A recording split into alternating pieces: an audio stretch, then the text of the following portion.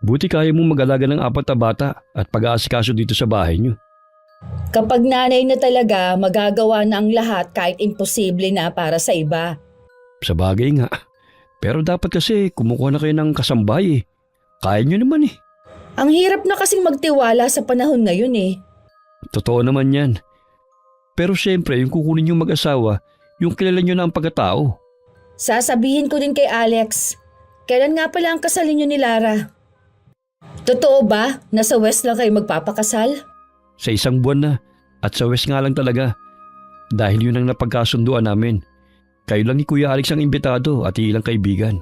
Hindi ako makapaniwala na simpleng kasal lang ang hiningi sa'yo ni Lara. Kung ako lang talaga masusunod, gusto kong ibigay sa kanya ang pangarap na kasal ng kahit na sinong babae. Pero sabi niya, hindi naman daw yun ang pangarap niya eh. Paano kasi probinsyana ang mapapangasawa mo, hindi sosyal? Gusto lang niya kasi maging practical din. Eh saan ninyo balak magpakasal? Sa probinsya nila. Nandun kasi ang lola niya eh. Bakit doon pa? Ang layo sa kanila eh. Hindi ako makakapunta. Ate naman, ikaw na nga lang ang pamilya ko na malapit eh. Hindi ka pa dadalo? Alam mo naman na 4 ang anak ko at busy din ang asawa ko sa trabaho niya. Bibigyan ko na lang kayo ng regalo. Iba pa rin kasi kapag nandun kayo. Gustuhin ko man, alam mong mahirap. Eh di sige, ikaw ang bahala. Huwag ka na magtampo. Bibigyan kita ng pinakagusto mong regalo. Malay mo makapunta kayo. Sa 1 buwan pa naman yun eh. Ayokong mangako, baka magtampo ka pa eh. Ay siya nga pala, kailan ang sakay mo sa barko? Pagkatapos pa ng kasal namin ni Lara. Ang swerte ng girlfriend mo, no? Biruin mo, probinsyanang nakabingwit ng seaman. Ate, kahit naman probinsyana si Lara, nakatapos naman yun eh. Nakapagtrabaho din naman sa Maynila. Hindi halata sa kanya na laking probinsya siya eh. Kapag kinasal na kayo, saan kayo titira o siya? Doon muna siya sa kanila habang nag-a-apply siya ng trabaho. Kasama naman niya ang lola niya ron eh. O sige, congrats sa inyo ni Lara sa nalalapit ninyong kasal ha. Salamat ate. Ang pagiging maldita ay hindi lang basta pagiging mataray o masungit. Isa itong ugali na maaaring makasakit ang damdamin at unti-unting makasira ng relasyon sa pamilya at kaibigan. Ang mga salitang pabigla-bigla at may halong lait ay nagiiwan ng sugat na hindi agad naghihilom. Tandaan, ang kabutihan at paggalang ang tunay na sukatan ng pagkatao. Magandang araw sa inyo, Miss Gwen, at sa lahat ng mga masugid ninyong taga-subaybay sa araw na ito. Magdadalawang taon na po ako nakikinig sa inyong channel. Gaya ng iba, hindi rin kumpleto ang araw ko kung walang bagong kwento ako napapakinggan. Tawagin niyo na lamang po ako sa pangalang Lara. 30 years old na po at kasalukuyang buntis. Tubong kapis po ako at nakatira na ngayon sa Laguna. Sa barko na po nagtatrabaho ang asawa ko nung magkakilala kami. Ang ibabahagi ko po sa inyo ay tungkol sa hipag ko. Kung paano nabago ang ugali nito dahil sa kababalaghang naganap noon. Sayang naman, hindi makakapunta ang ate mo. Mahihirapan kasi siyang bumiyahe. Lalo na 4 ang anak nila. Hindi naman pwede yung bayaw ko kasi may trabaho. Akala ko kasi makakapunta siya dahil nasa Laguna lang naman siya. Hindi na nga makakapunta ang 2 mo pang kapatid dahil parehong nasa ibang bansa. Nagbigay naman ng regalo sa atin si Ate Mabel. Ikaw lang tuloy ang walang kapamilya na dadalo sa kasal natin. Ayos lang naman. Nandiyan naman ang lola mo eh. Para ko na rin siyang lola. Sa bagay, noon pa man parang apo na ang turing niya sa'yo. Tuwang-tuwa nga siya dahil magpapakasal na tayo. Siya nga pala. Tuloy ba ang paghahanap mo ng trabaho? Oo naman, bakit mo na itanong? Naiisip ko kasi na bakit ka pa magtatrabaho? Eh kaya naman kitang buhayin. Alam mo naman na may lola ako na kailangan ko ring suportahan. Magkano lang naman ba ang gasto sa lola mo? Ako nang bahala sa inyo. Sigurado ka ba? Oo naman. Dito ko na lang sa bahay. Alam mo kasi, mainipin akong tao. Maghahanap pa rin siguro ako kahit yung ekstrang pagkakakitaan kahit dito lang sa bahay. Kung wala kang mahanap, ayos lang yun. Iniisip ko nga na sana bago ulit ako makalis makabuo na tayo. Yun nga din ang sabi ni Lola Liway. Pareho talaga kami mag-isip ng lola mo, no? Pansin ko nga rin. Nasaan nga pala ang lola mo? May pinuntahan lang siya. Mamaya nandito na rin yun. Nagugutom ka ba? Ipagluluto kita? Magpapahinga na lang muna siguro ako. Napagod ako sa biyahe. Mukha kang ang inaantok. Sige na, matulog ka na muna sa kwarto. Gisingin mo na lang ako kapag dumating na ang lola mo, ha? Hindi ko na talaga kayang labanan ng antok ko eh. Ulila na kami pareho sa magulang ni Dominic. Bata pa lang ako, namatay na ang mga magulang ko kaya si Lola Liway na ang nag-alaga at nagpalaki sa akin. Si Dominic naman nasa kolehiyo siya nung sabay na mamatay ang mga magulang sa isang aksidente. Ang ate Mabel niya ang panganay sa kanilang 4 na magkakapatid at bunso naman siya. Ang 2 pa niyang kuya parehong nasa Japan at dun nakatira kasama ang pamilya. Ilang beses ko palang nakasama ang ate niya kaya hindi ko pa kabisado ang ugali. Pero tingin ko naman mabait ito gaya ng sabi ni Dominic. Nagluluto na ako ng hapunan namin nang dumating si Lola Liway. Nang silipin ko nga si Dominic para gisingin, naawa naman ako dahil halatang pagod. Hinayaan ko na lang siya magpahinga. Hayaan mo na lang ang asawa mo makapagpahinga. Ano ba yung niluto mo ngayong hapunan, ha? Sinigang na isda po, Lola. Tamang-tama sa malamig na panahon. Kaya nga po itong niluto ko ngayon. Sino nga palang kasama ni Dominic? Wala po. Hindi nakasama ang ate niya dahil busy at hindi naman kaya bumiyahe na ganitong kalayo na may 4 na anak. Hindi rin makakapunta ang mga kaibigan ko. Alanganin po kasi, may mga trabaho sila. Ayos lang ba na? Tayo-tayo lang sa kasal ninyo. Oo naman po. Hindi ko kasi maintindihan kung bakit sa West nyo lang gustong magpakasal eh. May kakayanan naman si Dominic na pakasalan ka sa simbahan. Ako po ang may gusto noon, Lola.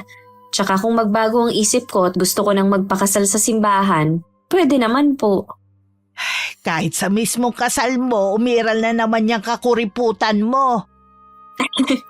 Nagiging praktikal lang po ako.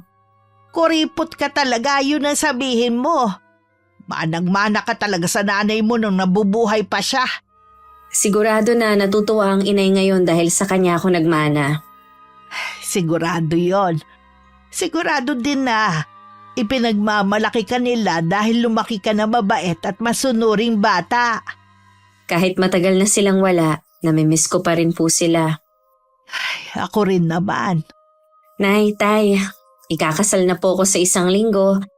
Sana kasama ko kayo sa mahalagang araw na yon. Kapag nagkaroon na kayo ng anak ni Dominic, kung paano kita pinalaki, ganon din sana ang gawin mo sa magiging anak ninyo. Opo, Lola, para lumaki rin siya na katulad ko. Hindi naman kasi lingid sa inyo na iba na ang panahon ngayon eh. Masyado na mapupusok ang mga bata at hindi na marunong sumunod sa mga magulang. Iba pa rin talaga ang mga kabataan noon. Kaya nga po mahalaga ang paggabay ng mga magulang. Minsan rin kahit anong gabay ng mga magulang, meron pa rin nalilihis ang landas. Isa na po sa nagiging dahilan ng pagsama sa mga maling barkada. Malaking impluwensya rin po kasi ang mga kaibigan. Isa yan sa kinatatakutan ko noon habang lumalaki ka. Salamat naman at wala kang naging kaibigan na nag-impluwensya sa iyo sa masama. Dahil hindi po kayo nagkulang ng paalala sa akin noon. Minsan naiinis na ako dahil sa isip ko ang kulit nyo na. Pero habang nagkakaedad ako, naisip ko po na para din naman sa kabutihan ko ang sinasabi ninyo. Istrikta lang si Lola Liway sa akin habang lumalaki ako pero kahit kailan hindi ako nakatikim sa kanya ng palo. Puno rin ako ng pangaral mula nung bata ako. Akala ko nga nung makatapos ako ng pag-aaral hindi niya ako papayagang magtrabaho sa Maynila. Dahil napakalayo at wala naman akong kakilala doon. Pero pinayagan niya ako. Basta ang bilin niya, lagi akong mag-iingat at dalhin ko ang mga pangaral niya kahit saan ako pumunta. Halos 4 na taon din ako nagtrabaho bilang office staff sa isang private school. Maayos naman ang sahod ko at nakakapagpadala ko ng pera kay Lola buwan-buwan. Kinailangan ko lang tumigil muna at umuwi dito para tingnan ng lola ko. Tumawag kasi ang tiyuhin ko na lagi daw hinihimatay si Lola. Kaya naman daw siyang tingnan-tingnan ng tiyuhin ko pero dahil mahal ko ang lola ko, mas pinili ko na umuwi na lang. 2 buwan na ako nandito sa amin nang sumunod si Dominic. At formal na hiningi ang kamay ko sa lola ko. Pasensya na po kayo, Lola, kung napahaba ang tulog ko. Mabuti nga nakapagpahinga ka eh. Kumusta na nga po palang kalusugan nyo? Maayos na iho. May iniinom po ba kayong gamot? Herbal lang iho. Hindi naman kasi ko sanay sa mga tableta eh. Sa bagay nga po, hiyangan lang talaga din yan. Hindi daw pala makakadalo ang kapatid mo sa kasal ninyo ni Lara. Hindi nga po eh. Pasensya na po kayo, Lola. Ayos lang iho. Naipaliwanag naman na ni Lara ang dahilan eh. Naiintindihan ko naman. Nangihinayang lang ako na wala akong makikilala ni isa sa pamilya mo. May ibang pagkakataon pa naman po eh. Oo nga.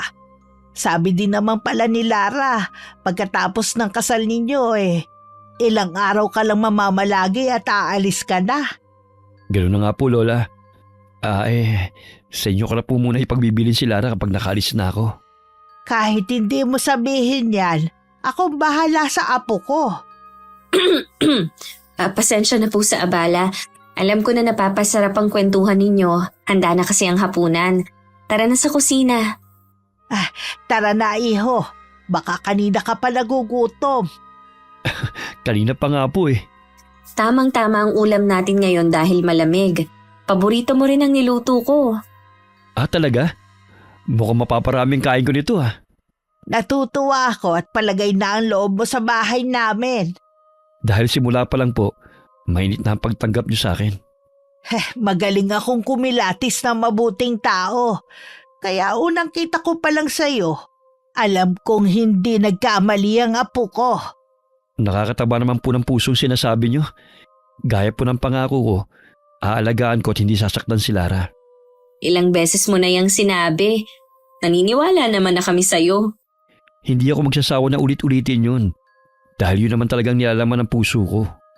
Kumain na nga tayo. Baka gutom lang yan. Dumating ang araw ng kasal namin. Lola at tiyuhin ko lang ang dumalo sa araw na yon at mga testigo. Kumain na lang kami sa labas gaya ng plano. Kahit simple lang ang naging kasal namin para sa akin, yun ang pinakamasayang sandali sa buhay namin. Ang nakakalungkot lang ang araw ng pag-alis ni Dominic para sumakay ng barko. Sabi ko nga mag-ipon lang kami at pwede na kaming magnegosyo. Mahirap kasi yung may asawa ka pero malayo naman. Nangako naman siya na laging tatawag sa akin. Ang bilis talaga ng panahon. 1 buwan na akong may asawa. Hindi naman ako naninibago na wala si Dominic. Dahil kahit nung magkasintahan pa lang kami noon, lagi na siyang wala sa tabi ko. Iniisip mo na naman ba ang asawa mo? Hindi po maiwasan, Lola. Mahirap talaga na malayo sa asawa. Lalo na bagong kasal lang kayo. Naranasan ko yan noon sa lolo mo na laging nadedestino sa ibang lugar. Wala naman akong pagpipilian dahil yun ang sinumpaan niyang tungkulin bilang sundalo. Naisip ko nga po na maghanap ng trabaho kahit dito lang sa atin. Akala ko ba nag-usap na kayo ng asawa mo na hindi ka na magtatrabaho? Oo nga po, kaya lang naiinip na talaga ako eh. Dapat magpaalam ka muna kay Dominic.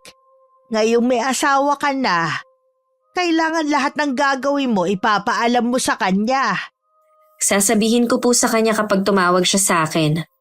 Lola, bakit nga po pala napapadalas ang alis ninyo? Saan ba kayo nagpupunta? Saan pa ba di sa mga kamag-anak natin? May kinalaman po ba yan sa lupang gustong kamkamin ng mag-asawang Paredes? Ganun na nga. Hinihingi lang naman nila ang opinyon ko Unang salta pa lang ng mag-asawang yun dito, iba na po ang kutob ko sa kanila. Ako rin naman, kaya hindi ako nakikipagkaibigan sa kanila eh. Alam kong merong kapalitang kabutihan na ipinapakita nila sa mga taga rito. Paano po kaya yan? Yung ibang taga rito, naisanla na sa kanilang mga lupa. Ngayon ginigipit sila na bayaran na kasama ng tubo. Kung hindi, tuluyan ang mawawala sa kanilang mga titulo. Yun talaga ang intensyon nila. Ang gipitin ng mga taga rito. Kahit anong gawin nila, hindi nila magagawang kamkami ng lupa ng mga taga rito. Baka po gumawa sila ng marahas na hakbang. Yun din ang inaalala ng tiyuhin mo eh. Narinig ko po na balak daw nilang gawing resort ang lupa ng mga taga rito. Okay lang sana ang plano nila kung sa legal nila nakuha ang lupa. Kaso, niloko nila ang mga taga rito sa mga buladas nila at matatamis na pangako. May kasalanan din naman ang mga taga rito. Hindi sila nag-iisip. Mababait po kasi ang mga taga rito, kaya madali silang magtiwala sa mga dayo. Huwag niyo na po silang sisihin. Titingnan ko kung anong magagawa kong tulong. Mamaya makikipag-usap ulit ako sa tiyuhin mo. Huwag naman po sana kayong magpagabi ng uwi. Minsan kasi natatagalan ako na pakikipag-usap sa kanila eh. Kung tutuusin, pwede naman po silang humingi ng opinyon sa kapitan natin. Pero sa inyo pa rin lumalapit ang mga taga rito para humingi ng payo. Pati ang kapitan natin sa akin pa rin lumalapit para hingi ng opinyon ko. Mas ako daw kasi ang pinapakinggan kaysa sa kanya. Malaki po talaga ang respeto ng mga tao sa inyo. Siguro nga. O paano? Aalis na muna ako ha? Gusto niyo bang samahan ko kayo? Wag na iha. Kilala kita. Maiinip ka lang doon. O sige po, mag-iingat kayo. Naging punong barangay din ng lola ko ng 3 termino dito sa lugar namin kaya malaki pa rin ang paggalang sa kanya ng mga taga rito. Sa edad na 60, matikas pa rin at matalas ang pag-iisip niya. Yun nga lang dahil sa kasipagan noong araw ang dami na rin niyang nararamdaman sa katawan. Mula nang umuwi ako dito sa amin, paghahalaman na lang ang inatupag ko. Sayang naman kasi ang lawak ng bakuran namin kung wala man lang tanim. Kung gaano ko kahilig sa halaman, kabaliktaran naman ni Lola Liway. Gusto rin sana niya magtanim pero hindi siya nakakabuhay kaya mula nun, hindi na siya humawak ng halaman. Habang dinidiligan ko nga ang bago kong halaman na nasa paso, biglang tumawag si Dominic. Busy ka yata. Hindi naman. Nagdidilig lang ako ng mga halaman ko. Wala kasing magawa eh. Si Lola Liway naman, araw-araw umaalis ng bahay. Ha? Saan naman siya pumupunta? Di ba masama sa kalusugan niyang mapagod? Hindi rin naman kasi masabihan eh. Tsaka hindi niya matiis ang mga taga rito na hindi tulungan.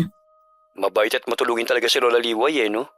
Sinabi mo pa, kaya nga mahal na mahal siya ng mga taga rito. Siya nga pala, meron sana akong sasabihin sa'yo. Ano yun? Naiinip na kasi ako dito sa bahay eh. Gusto ko sanang magtrabaho kahit malapit lang dito sa amin. Wala kasi akong maisip na pwedeng pagkakitaan na nandito lang sa bahay. Sabi ko na nga hindi ka rin makakatis na hindi magtrabaho. Hindi naman kasi ako sanay na walang ginagawa eh. Para akong magkakasakit kung dito lang ako sa bahay. O sige, pinapayagan na kita magtrabaho. Basta dyan lang malapit sa inyo ha. Oo naman, salamat ha. Ano ko ba? Hindi mo naman kailangan magpasalamat pa eh. Kumusta ka na nga pala dyan? Eto, medyo masama ang pakiramdam. Kagabi pa kasi ako nilalagnat eh. Kaya pala parang may kakaiba sa itsura mo at namumula ang mga mata mo. Uminom ka na ba ng gamot? Oo, huwag ka mag-alala. Maayos naman ang lagay ko. Kahit na, hindi mo maiaalis sa akin ang mag-alala sa'yo, no? Okay na ako, gagaling na ako. Dahil nakita na kita kahit sa video ko lang natin. Ay, nambola ka pa. Masyado ka namang seryoso. Natawa ka pa dyan. Naalala ko tuloy ang sitwasyon ni Lola Liway dati. Nag-aalala talaga siya kapag nadedestino sa malayo ang lolo ko noon. Hindi siya mapakali at laging kinakabahan. Sundalo naman kasi ang lolo mo nun eh. Ako naman nandito lang sa barko. Kaya hindi mo kailangan mag-alala katulad ni Lola Liway. Hanggat nasa malayo ka, mag-aalala ako sa'yo. O sige na, tumawag lang ako para makita ka. Magpapahinga na muna ako ha. Mag-iingat ka dyan, huwag magpapakapagod at kumain ka para bumalik agad ang lakas mo. Marami pa akong binilin sa kanya kaya natawa na lang talaga siya. Ganito rin kasi si Lola Liway kapag nagbibilin kung paano ko aalagaan ang sarili ko nung nasa Maynila ako. Hindi rin kasi maiwasan nagkakasakit ako doon. Pagkatapos ng video call namin ng asawa ko, itinuloy ko na rin ang ginagawa ko. Pero ang isip ko na kay Dominic pa rin. Nang mga sumunod na araw, ganun pa rin ang ginagawa ni Lola Liway tuwing umaalis ng bahay. Ayos na rin naman ang kalagayan ni Dominic. Ako naman sinubukan ko na mag-apply ng trabaho. Naghihintay na lang akong tawagan ng mga in-applyan ko. Lingid pala sa akin, kausap ni Dominic ang ate Mabel niya at may hinihiling siya rito na may kinalaman sa akin. Pansamantala lang naman eh. Ayoko lang kasi na ipagkatiwala sa ibang tao ang mga anak ko. Hindi kasi ako sigurado eh. At saka wala rin kasamang Lola Liway niya sa bahay nila. Oh, di ba sabi mo magaling na rin naman ang lola niya? Oo nga.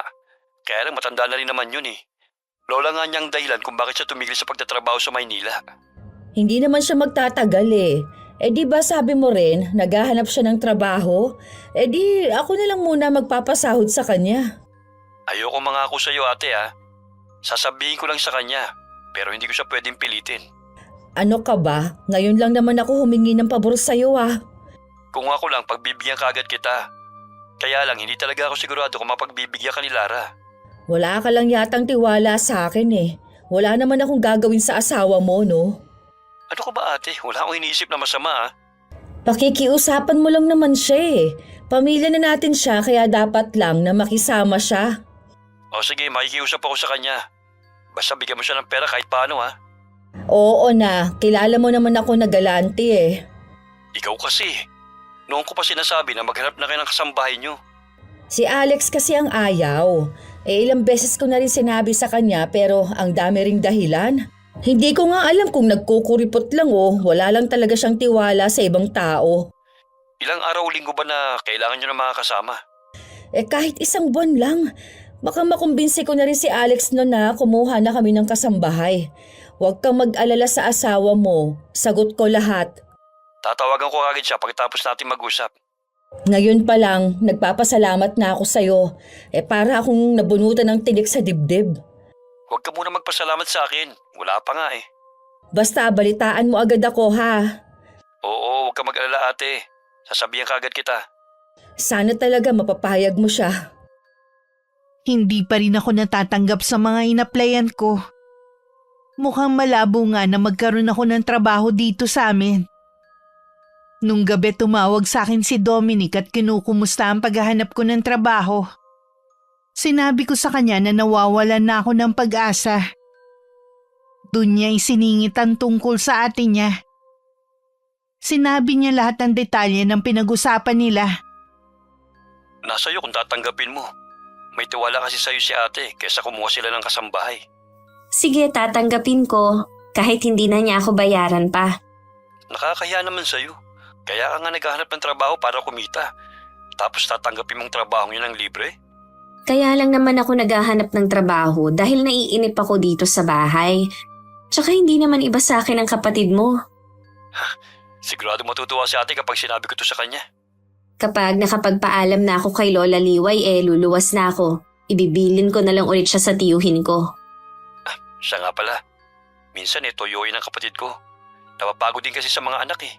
Pero mabait yun. Ikaw na lang ang bahala magpasensya sa kanya. Naiintindihan ko naman siya.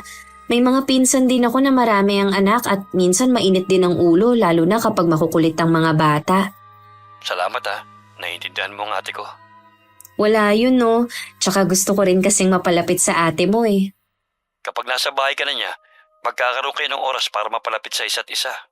Basta sabihin mo sa kanya na luluwas agad ako. Mamaya na ulit tayo mag-usap.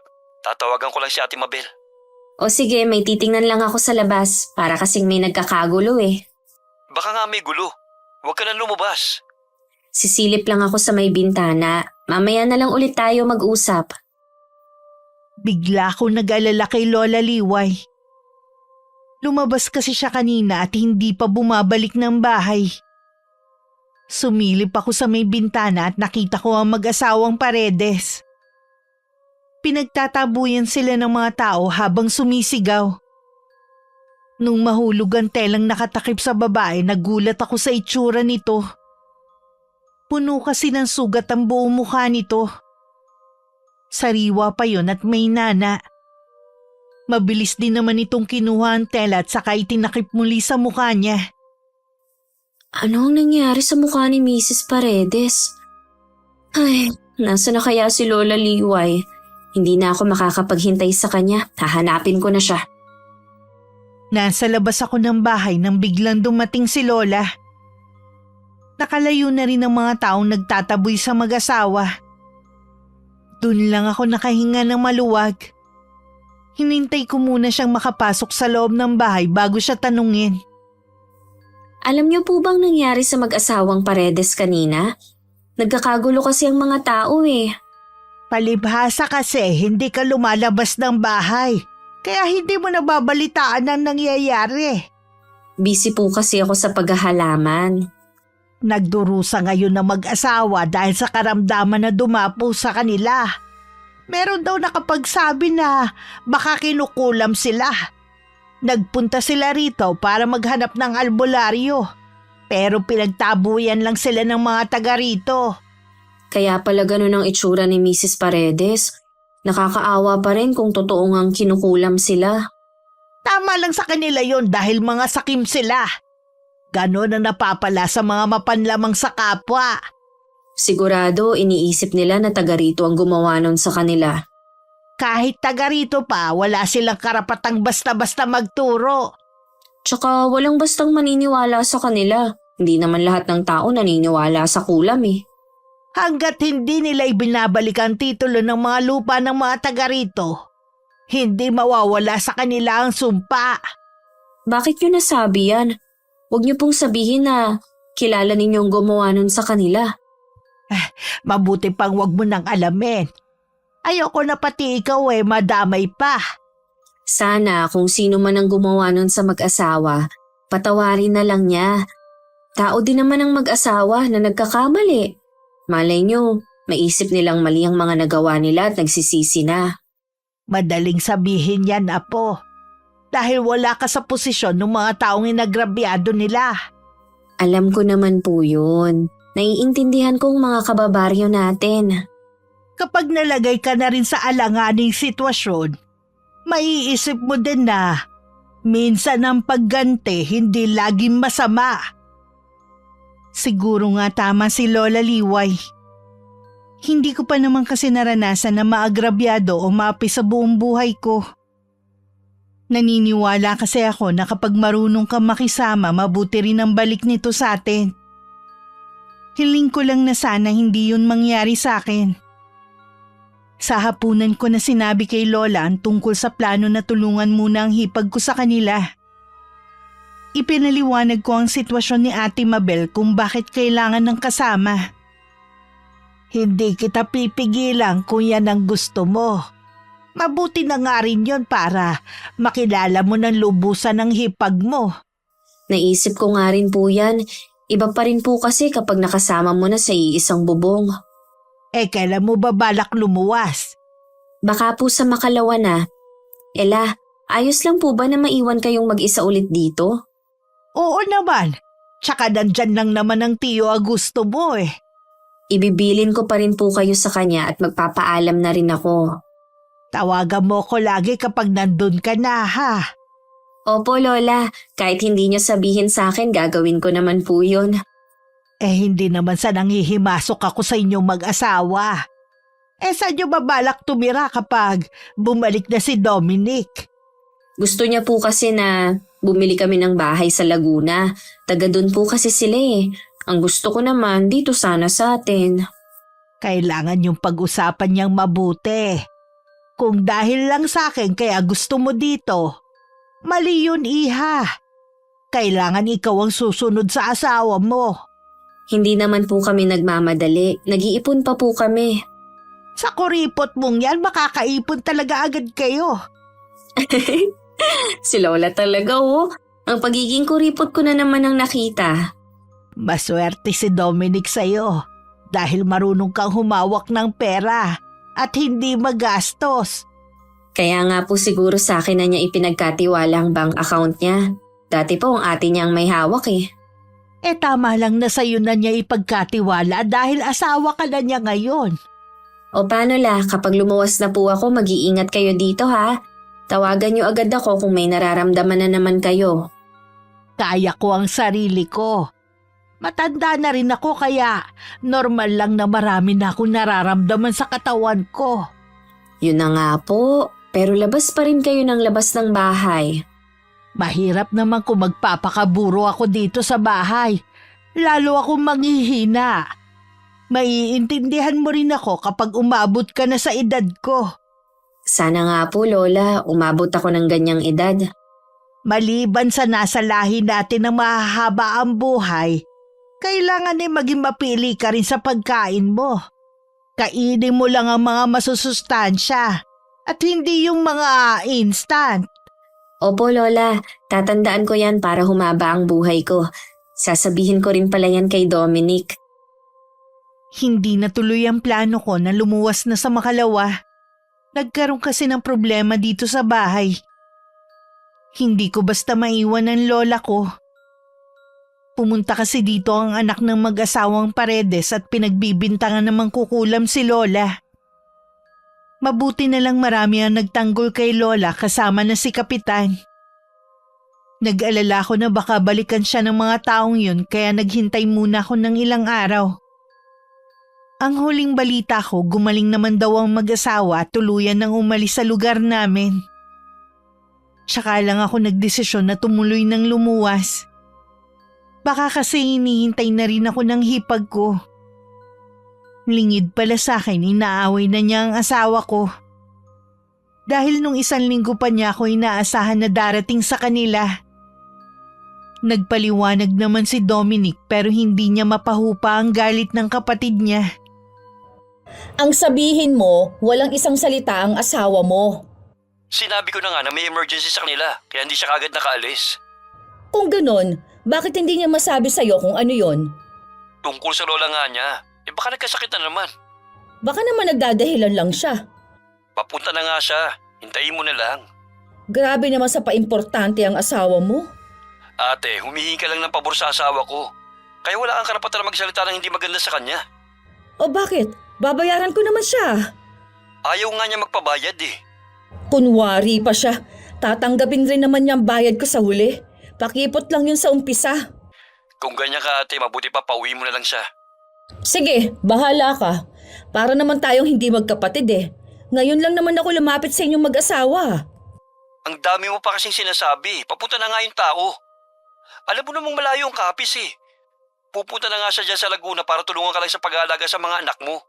Nanunumbat ka ba ha? Baka nakakalimutan mo ang mga naitulong ko sa'yo. Ikaw tong nanunumbat eh. Para kasing nagbago ka na mula nang mag-asawa ka eh. Pati ATM mo, asawa mo na ang humahawak. Natural na si Lara nang pahawakin ko. Dahil sabi mo nga, asawa ko na siya. Pati ang pagsagot-sagot mo sa akin, nag-iba na rin. Kapag dumating dyan si Lara, pauwi mo na lang. Baka mamaya kung ano pang gawin mo sa kanya. Ganun ba kasama ang tingin mo sa akin ha? Baka lang kasi pagbuntunan mo siya ng galit mo eh. Sige, kung yan ang gusto mo. Pagdating niya, pauuwiin ko kaagad siya. Tingnan ko lang kung sino ang mahihilo sa biyahe. Hindi naman ako nahirapan na hanapin ang bahay ng hipag ko sa isang subdivision. Malapit lang din kasi sa gitang sa kanila kaya agad na naituro ng guard. Nang kumatok nga ako, agad akong pinagbuksan ni Ate Mabel at niyakap pa. Siya na rin ang kumuha ng bag ko at nagbitbit papasok. Nasa sala ang 4 niyang anak. Unang napansin ko sa loob ng bahay, malinis ang bawat sulok. Bumati naman sa akin ng mga anak niya. Nasa 12 anyos ang panganay at 5 taon naman ang bunso. Salamat naman, nakarating ka na. No 1 linggo pa kita inaasahan eh. Akala ko nga hindi ka natutuloy eh. Pasensya ka na ate, nagkaroon kasi ng problema sa bahay namin. Nabanggit nga ni Dominic. Ayos na ba? Oo. Ano nga pala yung tulong na kailangan mo? Nakikita mo naman na malaki ang bahay namin. Tapos may 4 pa akong anak na inaasikaso. Kailangan ko talaga ng kasama dito sa bahay. Huwag kang mag-alala, libre naman lahat. Kung ano ang pagkain namin, yun din ang kakainin mo. Lahat ba ng gawaing bahay ay ako ang gagawa? Oo. Pati pag-aalaga ng mga bata. Minsan kasi, umaalis din ako para tingnan ang negosyo namin ng asawa ko. Kapag pala may pasok sa eskwelahan ng mga bata, 4:00 ka dapat gigising para ipaghanda sila ng almusal at babaunin. Ang bunso kong anak na si Ara, tanghali ang pasok nun kaya hindi mo kailangang gisingin ng maaga. Ikaw na rin ang maghahatid sa kanya sa school at hihintayin mo na rin ang paglabas niya. 3 oras lang naman ang klase niya eh. Ano, kaya mo ba ang trabaho? Oo naman ate. Mabuti naman. Ang hirap kasi maghanap ng kasambahay ngayon kahit sabihin pang sa agency ka kukuha. Mahirap pa rin magtiwala no. Mabuti na lang pumayag ka. Wala namang problema sa akin, pansamantala lang naman. Nabanggit nga pala ng kapatid ko na naghahanap ka daw ng trabaho. Baka magustuhan mo dito sa amin di pasasahuran na lang kita. Gusto ko nga sana ng trabaho pero gusto ko kasi sa amin lang para makakasama ko pa rin ang lola ko. Matanda na kasi siya eh. Pag-isipan mo pa rin.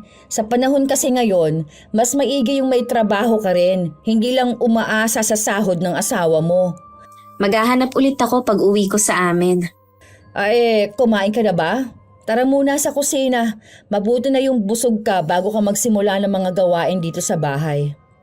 Si Kuya Alex nga pala. Isa pa nga yun. Kung hindi gabi nang umuuwi, laging out of town. Kung saan-saan pinadadala ng boss niya eh. Napapabayaan na nga niyang negosyo namin kaya ako na lang din ang nag-aasikaso. Kaya hulog ka talaga ng langit sa amin. Kailangan nyo talaga ng permanenteng kasambahay kung busy kayong parehong mag-asawa. Pinag-iisipan na nga rin namin yan. Kung hindi ka papayag, baka maghanap na lang kami ng pobreng kaanak ng asawa ko sa probinsya nila. Sigurado na may mahanap kayo sa dami ng nangangailangan ng trabaho ngayon. Oo nga. Sige na, kumain ka na muna habang kinukwentuhan kita. Salamat ate. Kumain na ba kayo ng mga bata? Oo, kanina pa. Siya nga pala, masela ng mga anak ko sa ulam at saka sa damit nilang isinusuot ha. Isinulat ko na sa pinto ng ref ang mga dapat mong gawin at lulutuin para hindi ka na mangangapa ng mga gawain. Babasahin ko na lang mamaya pagkatapos kong kumain. Pagkatapos mo palang kumain, pwede bang ikaw na ang magtupi ng mga damit na nilabahan ko? Ikaw na rin ang magluto ng hapunan natin. Tsaka tuwing hapon, kailangan diligan ng mga halaman sa labas. Sige, gagawin ko agad pagkatapos kong kumain. May isa pa pala. Sanay ka naman yata sa puyatan. 11 na kasi natutulog ang mga bata. Pakibantayan mo na lang sila habang nanonood ng TV. Sige te. Maiwan na muna kita ha. Titingnan ko lang ang mga bata at baka kung ano-ano na naman ang ginagawa ng bunso ko. Huminga muna ako ng pagkalalim-lalim. Parang gusto ko na lang umuwi sa amin. Hindi ko akalain na ang magiging trabaho ko sa bahay na yon ay literal na kasambahay. Ang intindi ko sa sinabi ni Dominic, sasamahan ko lang ang ate niya at tutulungan ko kahit papano. Hindi ko akalain na ako pala lahat ang gagawa sa bahay. Dahil gusto ko ring makisama at mapalapit sa kapatid niya kaya ako pumayag. Tapos inaalok pa ako na maging kasambahay nila. Kailangan kong makausap si Dominic sa lalong madaling panahon. Pagkatapos kong kumain, sinunod ko na lahat ng pinag-uutos ng hipag ko sa akin. Nang makapaghapunan at makapaghugas ng pinggan, gusto ko na sana magpahinga. Pero naalala ko na pinababantayan nga pala niya sa akin ng mga anak habang nanonood ng TV. Kahit antok na ako, napilitan akong bantayan sila. Kinabukasan ginising pa niya ako para sabihin na tanghali na at papasok pa ang mga bata. Dali-dali naman akong bumangon at nagpunta sa kusina. Ano ba yan, Lara? Unang araw mo palang palpak ka na kaagad. Pasensya ka na ate, napuyat kasi ako kagabi. Pagod din ako sa biyahe. Unang dating mo pa lang, sinabi ko na sa'yo mga gagawin mo, di ba? Oo nga, huwag kang mag-alala, hindi na mauulit. Dapat lang. Puring-puri ka pa naman ng asawa mo tapos palpak naman pala. Tutulungan na nga kita. Baka mamaya maliit pang mga anak ko eh. Napakabagal mo palang kumilos. Medyo hilo pa kasi ako eh. Pakigising na ang 3 bata para makapag-almusal na. Habang kumakain sila mamaya, ihanda mo na ang baon nila ha. Sige ate. Ang kupad naman ito. Ginising ko na ang mga bata maliban sa bunso na mamaya pa ang pasok. Bumalik ulit ako sa kusina para ihanda naman ang baon ng mga to. Nang makaalis ang 3, akala ko aalukin ako mag-almusal ng hipag ko. Pero inutusan niya ako na iligpit muna ang higaan ng mga anak niya. Mamaya ka na kumain. Paliguan mo muna si Ara. Ate, baka naman pwedeng pakapihin mo muna ako. Kumakalam na rin kasi ang sikmura ko eh. Paano? Tanghali ka na kasing gumising. Ayan tuloy, aligaga ka. Kumain ka na nga dito. Ako nang bahalang magpaligo kay Ara. Baka mahimatay ka pa dyan eh. Salamat. Sa susunod, ayoko nang maulit na tatanghaliin ka ng gising ha. Oo ate, hindi na talaga. Dapat lang na malinaw sa'yo ang mga patakaran ko sa bahay na to. Ang hipag ko na rin na nagbihis sa anak niya dahil nagliligpit pa ako ng pinagkainan namin. Binilisan ko na lang ang kilos ko baka kasi mapagalitan na naman ako. Tapos na ako sa ginagawa ko nang utusan na niya akong ihatid ang bata sa daycare na pinapasukan nito. Sa labas lang ako naghihintay kasama ng ibang nandun. Sinamantala ko yon para makapagpahinga at makaidlip kahit sandali. Saktong 11:11 naman nang lumabas si Ara. Ako na nagdala ng gamit niya. Pag-uwi namin, kulang na lang lumubog ako sa kinatatayuan ko nang sabihin ng bata sa ina na natulog lang daw ako sa waiting area. Alam mo, pinapakita mo lang talaga na tamad ka. Pasensya na, hindi ko na kasi napigilan ang antok ko kanina eh.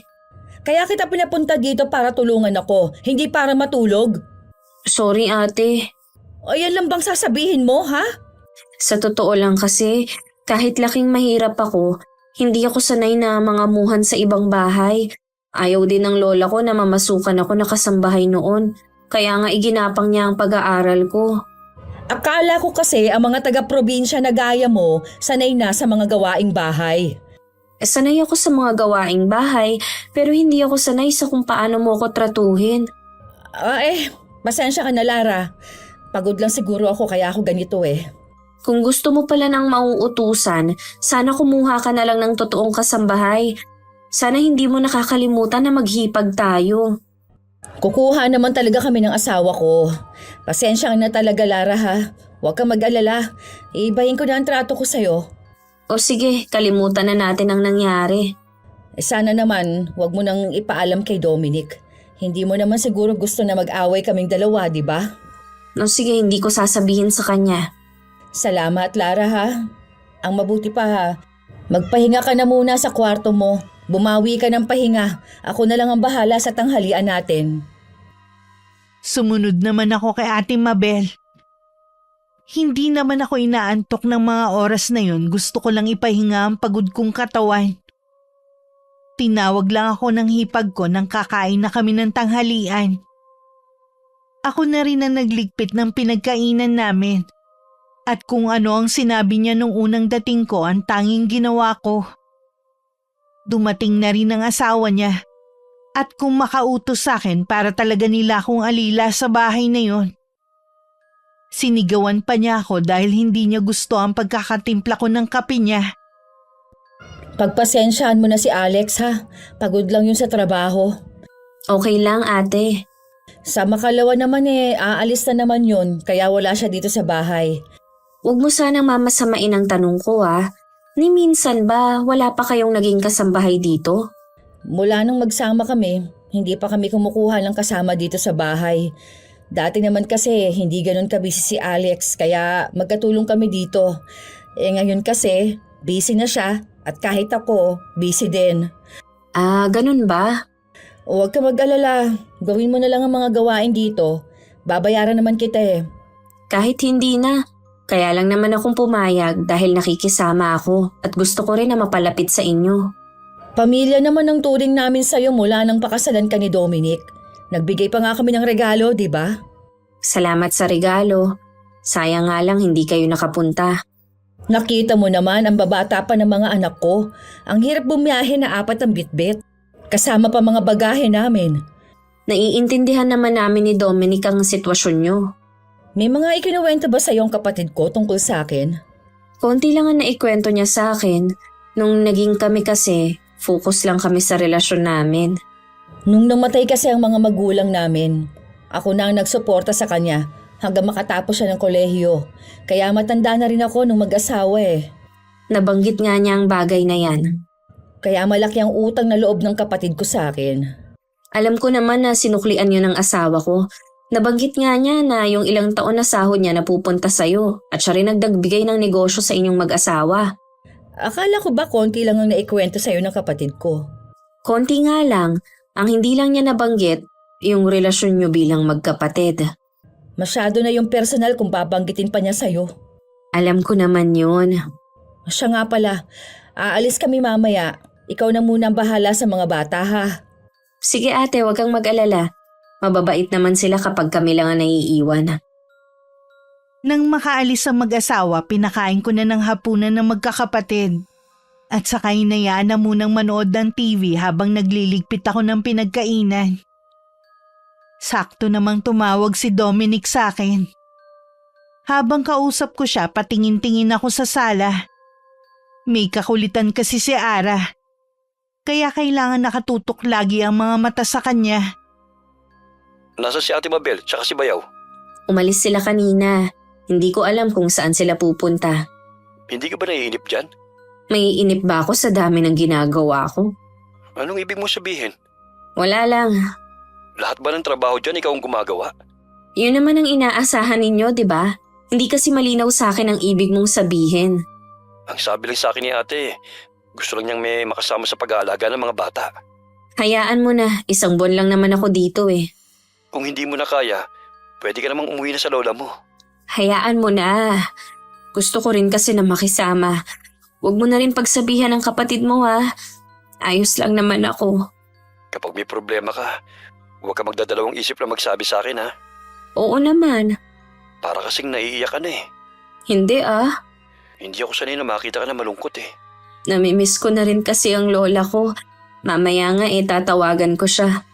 Konting panahon na lang naman eh, makakauwi ka na. Makakasama mo na rin siya ulit. Oo nga, mabilis lang naman ang mga araw eh. May itatanong nga pala ako sa'yo. Ano yun? Talaga bang wala pang nagiging kasambahay ang kapatid mo? Wala pa. Dahil ayaw nga nila na may ibang kasama. Bakit mo na itanong? Ah, wala naman. Teka lang ha, wala kasi sa sala si Are, hahanapin ko muna. O sige. May kakulitan pa naman ang batang yan kahit babae. Tinapos ko na ang video call namin ni Dominic. Nakita ko sa labas ng bahay si Ara at pinaglalaruan ng isang pusa. Agad ko siyang sinaway at baka makalmot siya. Pinapasok ko na siya sa loob at sinabihan manood muna ng TV. Sumunod naman siya. Bumalik ako sa may kusina at si Lola Liway naman ang tinawagan ko. Salamat naman tumawag ka na. Nung isang araw ko pa hinihintay ang tawag mo eh. Pasensya na la, ang dami ko kasing ginagawa eh. Umuwi ka na dito, Apo. May nangyari po ba sa inyo? Wala, Iha. Sa'yo ko nag-aalala eh. Mula nang umalis ka rito, lagi na kitang napapanaginipan. Panaginip lang po yun, Lola. Basta umuwi ka na dito, Apo. Nakakahiya naman po sa hipag ko kung uuwi na ako agad. Wala pa po kong 1 linggo dito eh. Huwag mo nang hintayin na mapahamak ka.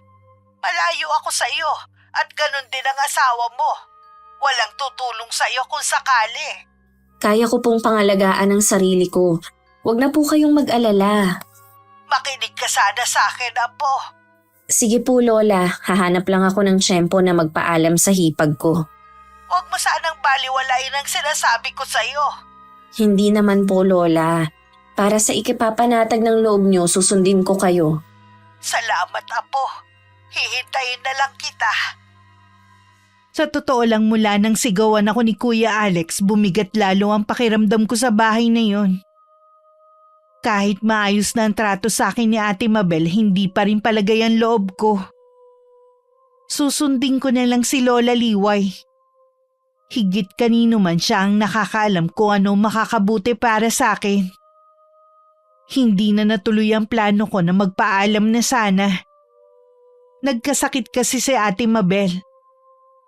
Naawa naman ako kung iiwan ko sila sa ganung kalagayan. Tapos si Kuya Alex umalis na naman. 3 araw ding may lagnat ang hipag ko bago tuluyang gumaling. Lumipas ang 1 linggo, napansin ko na nag-iba na naman ang ugali nito. Pinagdadamutan na niya ako ng pagkain at lagi na naman siyang pagalit makipag-usap. Pinagpapasensyahan ko na lang siya. Minsan gusto kong maligo nakalakang banyo. Mamaya ka na maligo.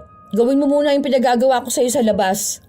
Ate, madilim na sa labas. Hindi ko na rin yun magagawa. Bakit ba kasi ang kupad-kupad mo kumilos, ha? Ang gaan-gaan lang naman ng trabaho mo dito. Wala ka yatang ginawa kundi ang lumamon. Mula nang dumating ka, lumakas ang konsumo sa pagkain eh. Pati tubig, tumaas din. Ang tagal mo kasi maligo. Ate, baka nakakalimutan mo. Hindi naman ako kasambahay dito para tratuhin mo ng ganyan. Kaya nga, di ba? Babayaran kita bago ka umalis dito.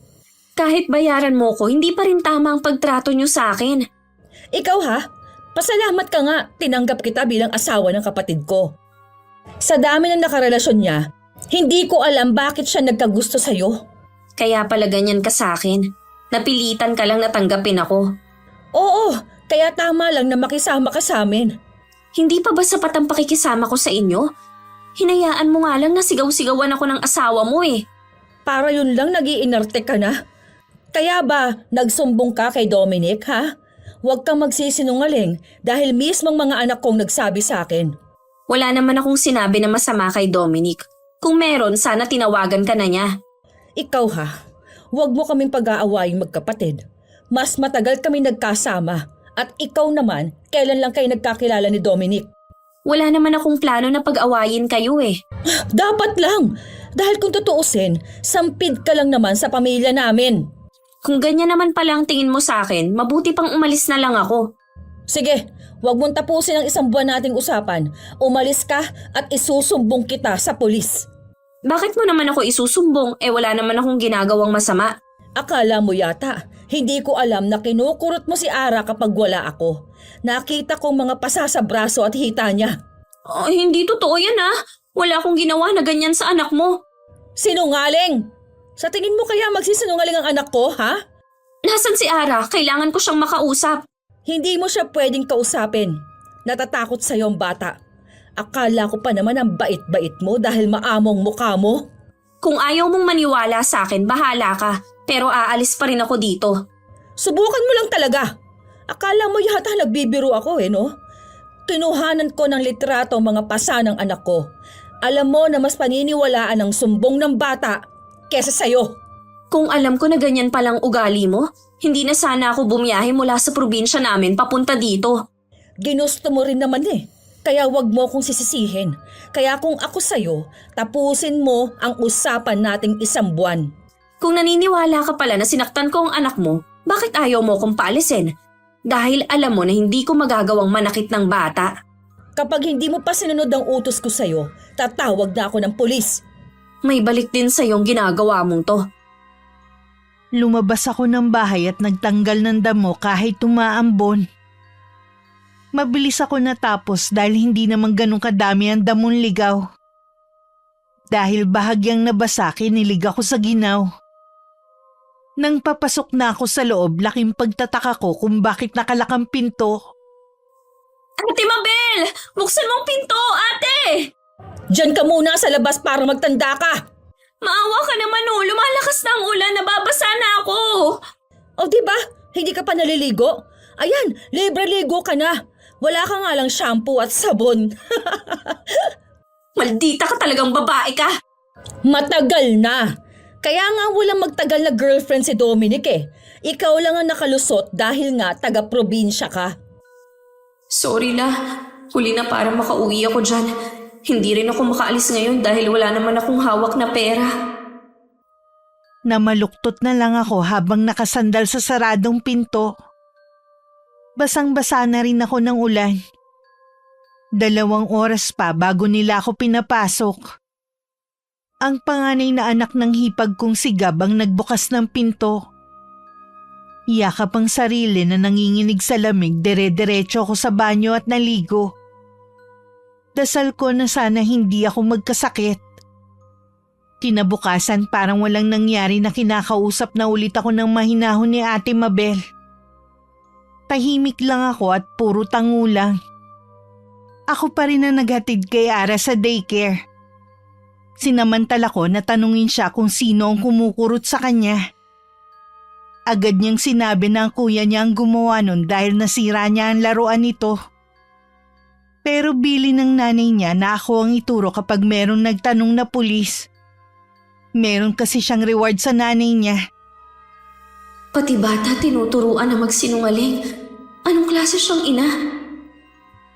Tahimik lang ako sa isang sulok habang naghihintay nang lumapit sa akin ng isang babae. Palakaibigan ang ngiti niya pero dahil sa nangyari sa akin, natakot na akong basta na lang magtiwala. Naupo siya sa tabi ko at nagpakilalang baby. Yaya daw siya ng kaklase ni Ara. Malapit lang daw ang bahay nila sa amin. Ikaw pala ang bagong kasambahay ni na Ma'am Mabel. Ang ganda mo naman. Hindi ka bagay sa ganyang trabaho, no? Kilala mo pala ang hipag ko. Ha? Hipag mo pala siya? Hindi naman sila kumukuha ng kasambahay kahit noon. Kaya pinakiusapan muna ako na makasama nila sa bahay. Marami na silang naging kasambahay dyan. Wala lang magtagal dahil sa ugali ng mag-asawa. Talaga? Oo. Pinsan ko ang huling kasambahay nila. Ginutom nga nila eh. Siniraan pa nila na nagnakaw. Mabuti na lang abogado si Sir at tinulungan ng pinsan ko. Kaya takot ang mga yan sa amo ko dahil kilala na ang mga ugali nila. Mga sinungaling pala talaga sila. Salamat sa'yo nalaman kong baho nila. Pati ba ikaw nakakaranas ng pang-aabuso sa mag-asawang yon, ha? Oo, pero aalis na rin ako sa bahay na yan. Bilisan mo lang. Baka gawan ka pa nila ng kwento na magpapasama sa'yo. Hindi na nila yun magagawa ngayon. Salamat sa mga ibinigay mong impormasyon. Hinintay ko na lang maghilom ang sugat ni Ara. Inayos ko na rin ang mga gamit ko sa pag-alis sa bahay na yon. Tinawagan ko rin si Dominic at sinabi lahat ng mga ginawa ng kapatid niya. Kahit anong pigil ko, napaiyak pa rin ako habang magka-video call kami. Wala na akong pakialam kung naririnig man ng mga pamangkin niya ang pagsusumbong ko sa kanya. Hinihintay ko na lang din ang pagdating ng ate niya bago umalis. Hindi ko rin kasi maatim na iwan ang mga bata na walang kasamang matanda. Kargo ko pa kapag may masamang nangyari sa kanila. Nasa iyo na kung paniniwalaan mo ko. Hindi naman kasi ako dyan napatira kaya hindi ko alam na may mga kasambay pa sila na minaltrato. Walang tatagal sa kanila dahil mas masahol pa sila sa hayop. Patawarin mo ako kung napahama ka ng dahil sa akin. Wala ka namang kasalanan eh. Tama lang na umuwi ka na sa inyo. Kakausapin ko rin si Ate Mabel. Hindi ko pwedeng palampasin ang ginawa niya sa'yo. Akala ko mas kakampihan mo siya kaysa sa akin eh. Ikaw ang asawa ko. Natural lang na ikaw ang kampihan ko. Tahan na. Nasasaktan ako kapag nakikita kitang umiiyak. Ang pangako ko sa'yo, paliligayahin kita at hindi pa iiyakin. Tumigil na rin ako sa pag-iyak. Maya-maya lang dumating na rin ang hipag ko pagkatapos ng pag-uusap namin ni Dominic. Napatingin siya sa bag ko sa lapag bago nagtatanong ang mga mata na tumingin sa akin. Ano ang ibig sabihin nito? Hinihintay lang kita para personal na magpaalam. Baka nakakalimutan mo. Baka gusto mong madagdagan ang mga kaso mo. Ano ang ibig mong sabihin? Huwag ka nang magmaang-maangan dyan. Alam ko ng lahat ng ginawa ninyong mag-asawa sa mga nagiging kasambahay nyo. Chismosa ka rin pala. Mahilig makinig sa mga sabi-sabi. Kesa naman na sa'yo ko maniwala. Subukan mo talagang lumabas sa pinto na yan. Tatawag ako ng pulis. Sige, tumawag ka. Hihintayin kong dumating sila. Ano pang hinihintay mo? Tumawag ka na. Matapang ka na ngayon dahil ba sa kapatid ko, ha? Alam na rin pala ni Dominic ang mga ginawa mo. Eh ano ngayon? Sigurado naman na akong kakampihan ng kapatid ko. Malaki ang utang na loob niya sa akin. Nakalimutan mo na yatang tumawag ng pulis. Umalis ka na nga lang. Wag na wag ka nang babalik kahit kailan, ha? Doon ka na lang sa probinsya ninyo. Hindi na talaga ako babalik sa bahay na to. Nakakaawa ang mga anak mo na masama ang natutunan sa inyo. Ang dami mo pang sinasabi, umalis ka na bago pa magbagong isip ko at tatawag na talaga ako ng pulis. Nilapitan ko muna ang mga bata at isa-isang niyakap. Gumanti naman sila ng yakap sa akin habang umiiyak. Nagbilin pa ako na magpakabait sila. Puro tango naman ang sinagot nila. Nang kumalas ako at kinuha ang bag ko para umalis, narinig ko pa ang iyakan nila. Alam ko na sa sandaling panahon na pamahal na ako sa kanila. Narinig ko pang sinigawan sila ng kanilang ina. Habang pinagagalitan sila ng hipag ko, bigla naman tumawag ang asawa ko. Dominic, mabuti naman tumawag ka. Alam mo bang umalis na si Lara dito? Paano mo nagawa yun sa asawa ko, ate? Hindi ko alam kung anong mga kasinungalingang sinabi niya sa'yo. Nakausap ko na rin ang mga kapatid natin. Kaya pala ayaw na nilang umuwi dyan dahil sa'yo.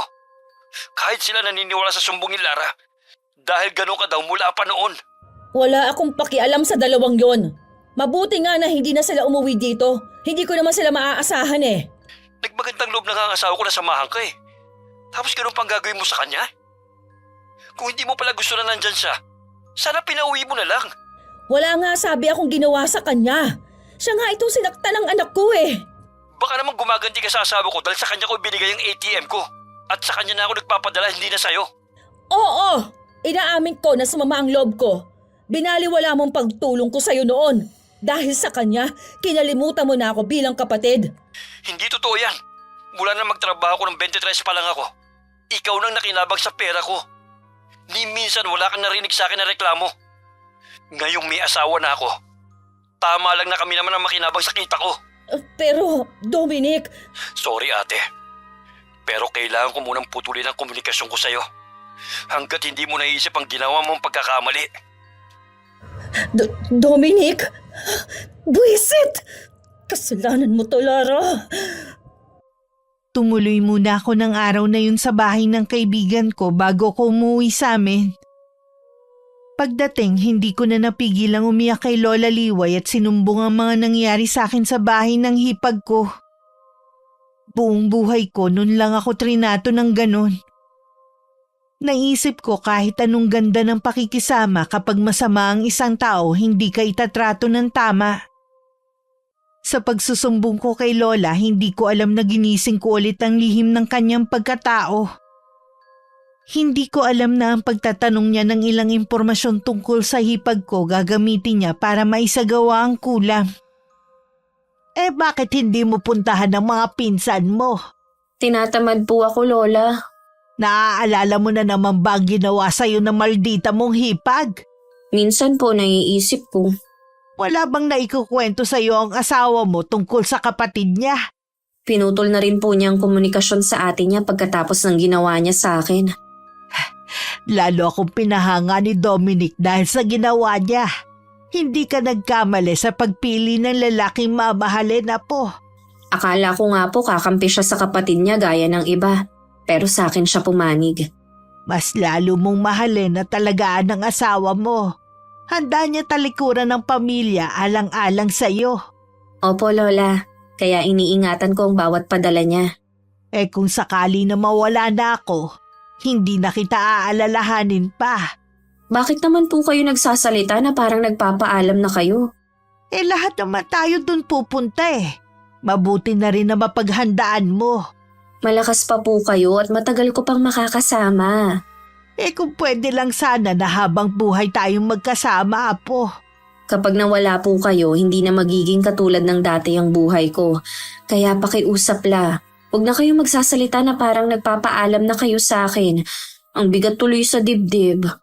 O sige, hindi na ako magsasalita ng ikalulungkot mo. Tandaan mo lagi ha, mahal na mahal kita. Lahat ng gagawin ko para sa'yo. Ako ang masigit na nasasaktan kapag may umapi sa'yo. Hindi rin ako papayag na hindi ka maigante.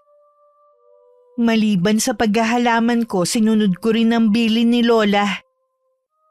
Lumabas at makipagbanding sa mga pinsan ko kapag day off nila. Sa gabi naman habang nakahiga, lagi kami magkausap ni Dominic. Ilang buwan na rin naman mula nang manggaling ako sa bahay ng kapatid niya. Hindi rin niya yung binabanggit sa akin maliban ngayon. May kakaiba rin ako nararamdaman sa boses niya. Bakit mo naman binanggit ang ate mo? Nag-uusap na ba ulit kayo? Hindi ko siya nakakausap. Yung bayaw ko lang. May nangyari ba? Ilang buwan na raw may sakit si Ate Mabel. Labas-pasok nga daw sa ospital eh. Pero hanggang ngayon, hindi pa rin matukoy ng mga doktor ang tunay niyang sakit. Kumusta ang mga bata? Sinong tumitingin sa kanila? Ayaw ni ate na makita sa ganong kalagayan. Kaya nasa bilan niya muna yung mga anak niya. Ano bang maitutulong natin sa kanila? Ipagdasalan lang natin ang agaran niyang paggaling. Nakahiga na lang daw kasi sa kama eh. Sa kabila ng mga ginawa niya sa akin, gusto ko rin namang gumaling na siya alang-alang sa mga anak niya. Hindi ko nga alam kung maniniwala ako sa sinasabi ng bayaw ko eh. Hinala daw niya. Baka ipinakulam si ate ng isa sa mga naging kasambahay nila noon. Kung yun ang hinala nila, dapat maghanap sila ng albularyo. Hindi kasi naniniwala si ate sa mga ganyan. Mas gusto niyang doktor na lang ang tumingin sa kanya. Tawagan mo ang ate mo, palakasin mo ang loob niya. Sinabi mo dati sa inyong magkakapatid kayong dalawang malapit sa isa't isa. Sigurado nalalakas ang loob niya kapag narinig niya ang boses mo. Tama ka. Tiniis ko lang naman siyang hindi kausapin dahil sa ginawa niya. Tao lang din naman ang kapatid mo. Walang perpekto.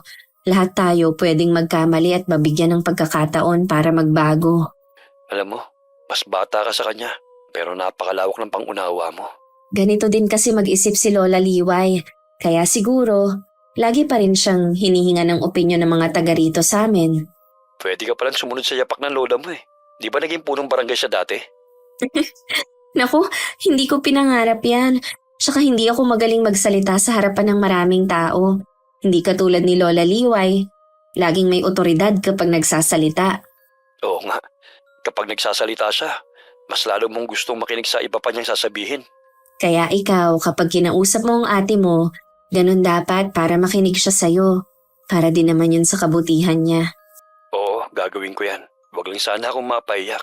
Kung maririnig mo kasi yung sinasabi ng bayaw ko, madudurog din ang puso mo. Bumigat tuloy ang pakiramdam ko. Kahit masama kasi ang hipag ko, ayoko namang sapitin niya yun. Ang gusto ko magbago siya para sa mga anak niya. Bigla ko tuloy naalala ang nangyari sa mag-asawang Paredes at nung pagbintangan nila ang lola ko na kumulam sa kanila. Pati na rin ang mga napag-usapan namin noon. Nakaramdam bigla ako ng kaba. Tumayo ako at lumabas ng kwarto ko. Nakita ko si Lola Liway na nasa sala. Nasa harap ng bintana at nakatingin sa kawalan. Lola Liway, Ikaw pala, Apo. Bakit hindi ka pa natutulog? kausap ko po kasi si Dominic. Napag-usapan po namin ng ate niya. May malubha daw pong sakit. Alam kong may sakit siya. Paano niyo po nalaman? Lola, may kinalaman ba kayo sa nangyari kay Ate Mabel? Paano ko sabihin ko sa'yo na pinaghiganti lang kita? Kung ganoon kayong kumulam sa kanya, pati sa mag-asawang Paredes noon? Oo, Apo. Ako nga. Totoo ang ibinibintang nila sa akin. Paano kayo natuto ng mangkulam? Nasa dugo na natin ang pagiging mangkukulam. Ako ang huling may kaalaman sa karunungang itim sa pamilya natin. Hindi ako makapaniwala na isa kayong mangkukulam. Nabawasan ba ang pagmamahal at respeto mo sa akin, Apo? Ngayon alam mo na ang lihim ko. Hindi po, Lola. Nabigla lang po ako pero kahit kailan, hindi mawawala ang pagmamahal at respeto ko sa inyo. Ay, salamat, Apo. Isa yun sa inaalala ko na baka magbago ka kapag nalaman mo na ang totoo. Nakikiusap po ako. Huwag na kayong gumamit ng karunungang itim. Masama pong gumanti gamit yan. Ginagamit ko lang ito para turuan ng leksyon ng mga taong maiitim ang budhi. Ang mga taong mahilig mangapin ng mga taong walang laban sa kanila. Hindi po natutulog ang Diyos. Alam niya kung sinong mga gumagawa ng masama sa kapwa. Ipaubaya na lang natin sa kanyang paghatol. Tao lang din kayo para parusahan ang mga taong yun. Patawarin mo ko, Apo. Hindi ko na magagawang bawiin ang sumpang ibinigay ko. Mangako kayo na hindi nyo na ulit gagawin yan. Huling beses ko na yung gagawin. Wala na rin naman akong lakas para magsagawa ng orasyon. Ramdam ko ang bigat na dinadala ni Lola Liway. Alam kong binabagabag na rin siya ng konsensya niya. Natatakot din ako sa kapalit ng mga nagawa niyang kasalanan. Ilang araw na rin siyang laging nakatingin sa kawalan. Alam kong nag-iisip din siya. Hinayaan ko na lang muna siya mapag-isa. Kinausap ko rin ang tiyuhin ko sa nangyayari kay Lola. Sinabi ko rin na alam ko na ang sikreto nila. Hindi na rin kami masyadong nakakapag-usap ni Dominic. Maliban sa abala siya sa trabaho, alam kong inaalala din niya ang kapatid na may sakit. Ayoko na munang makihati sa atensyon na para sa kanyang ate. Pumayag ka na sa gustong mangyari ng asawa mo. Wala namang mawawala kung susubukan. Kung napapagod na kayo magpadala ng pera sa akin pampagamot, naiintindihan ko naman. Hindi isyong pera dito. Gusto lang naming lahat na gumaling ka na. Ayaw mo na bang makita ang mga anak mo? Gusto. Miss na miss ko na nga sila eh. Nakikiusap ako sa'yo. Pumayag ka nang dalhin ni Kuya Alex sa albularyo. Paano kung totoong kinukulam ako? Mapapagaling kaya niya ako? Oo naman. Basta magtiwala ka lang. Maniwala ka na gagaling ka. Siguro karma na ito sa akin. Ang dami ko kasing inaping tao. Kasama na ang asawa mo. Pinatawad ka na ni Lara. Pinagdarasal din niya na gumaling ka na kagad. Talaga ba? Oo. Sana matanggap mo na siya na ang asawa ko. Tanggap ko na siya. Napakaswerte mo sa pagkakaroon ng mabait na asawang tulad niya. Alam mo bang sa maikling panahon, napamahal na siya sa mga anak ko. Nung umalis siya, wala silang bukang bibig kundi ang tita Lara. Kung sakaling hindi ko malampasan ang nangyayari sa akin, bahala na kayo sa mga anak ko. Malalampasan mo ang pagsubok na ito sa'yo. Gusto ka pa namin makasama. Payag na ako sa gusto ni Alex. Alang-alang sa mga anak ko at sa inyo ni Lara.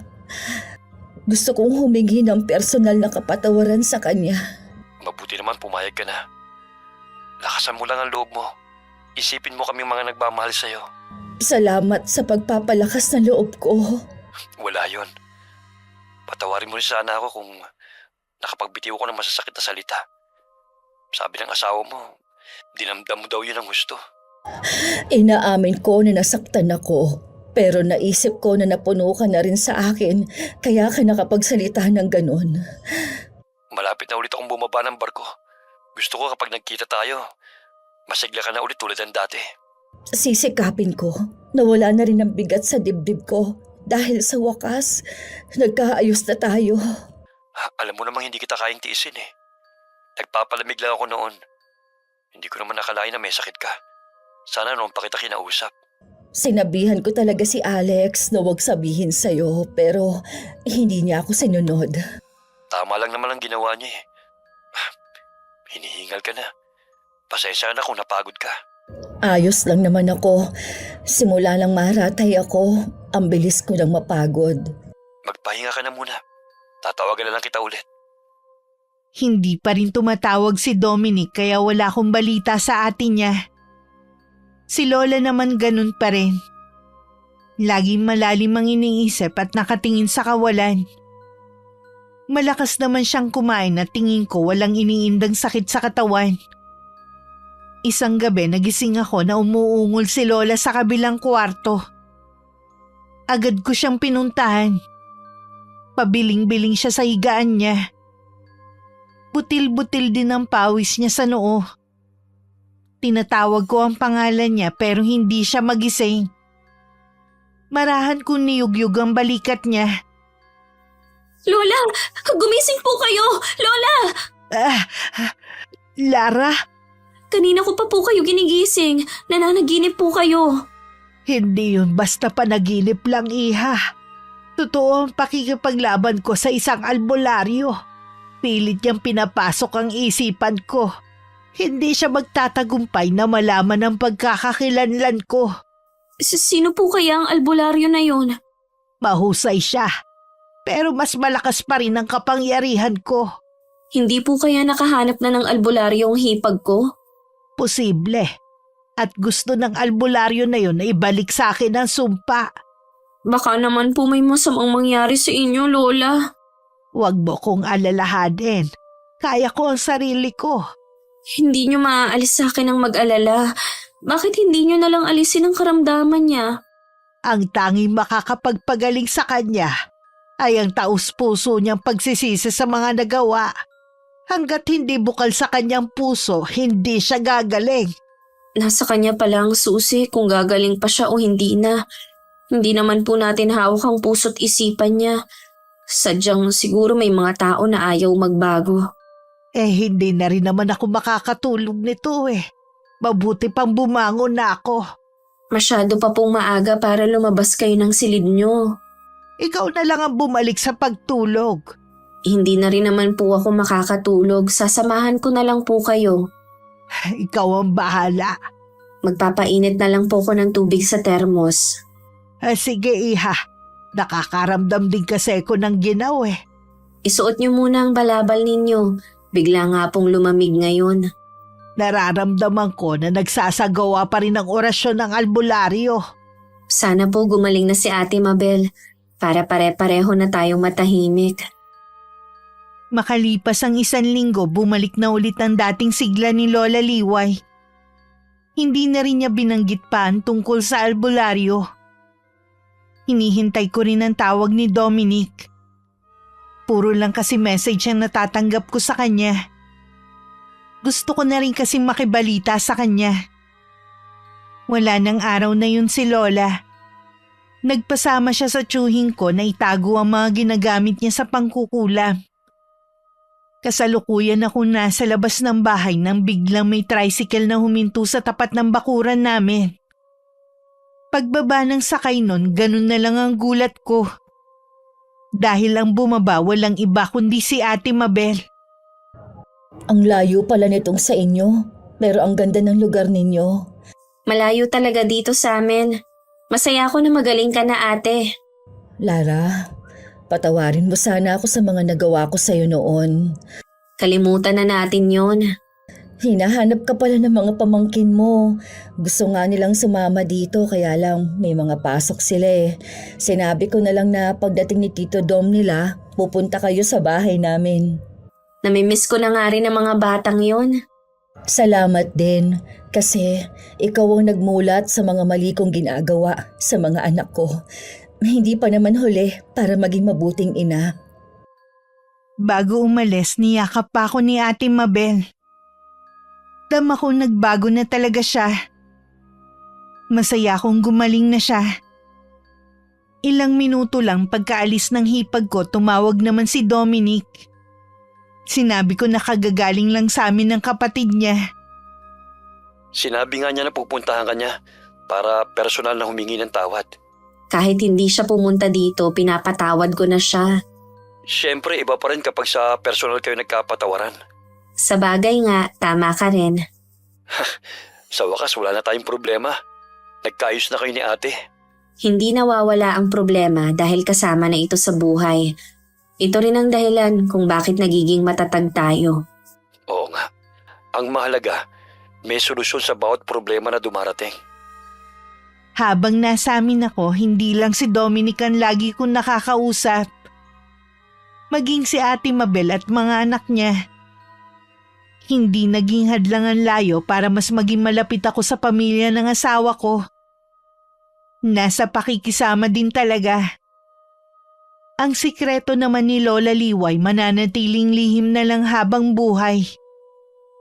Naniniwala ako na lahat ng tao ay may masamang pag-uugali. Nasa atin na kung anong paiiralin natin. Ang masama ba o ang mabuti? Gaya ni Lola Liway. Mas pinili niyang ituro lang sa akin kung paano maging mabuti at inilihim ang pagiging mangkukulam. Nasa ating mga kamay pa rin kung anong landas ang pipiliin natin. Ako, pinili ko na mamuhay ng simple at walang kaaway. Maraming salamat Miss Gwen sa pagbasa ng aking kwento. Sana nakapagbigay ako ng aral at inspirasyon sa mga nakikinig sa araw na ito. Wakas.